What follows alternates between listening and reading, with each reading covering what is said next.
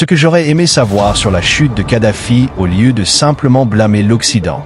La vérité, c'est que l'Afrique y a aussi contribué. Voici ce qui s'est vraiment passé. Mouammar Kadhafi rêvait en grand.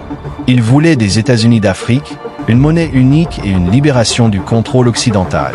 Pendant des décennies, il a investi l'argent du pétrole libyen dans des projets africains, se faisant des amis et parfois des ennemis.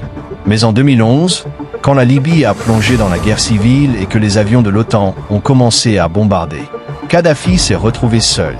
Le président ougandais Museveni affirme encore que les dirigeants africains ont trahi Kadhafi, soutenant qu'ils auraient dû s'opposer à l'intervention étrangère.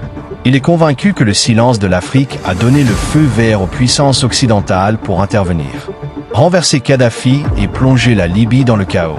Mais c'est là que les choses se compliquent.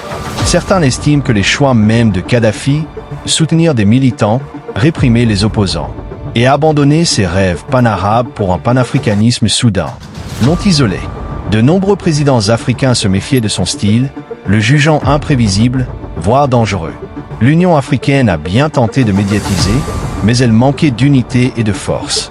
Contrairement à la Syrie, soutenue par la Russie, Kadhafi n'avait plus d'alliés puissants.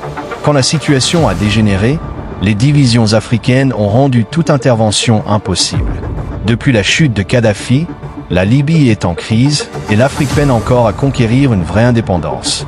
Aujourd'hui, des leaders comme Ibrahim Traoré au Burkina Faso reprennent l'appel de Kadhafi pour la souveraineté, affrontant les mêmes accusations et pressions. Alors, l'Afrique a-t-elle trahi Kadhafi?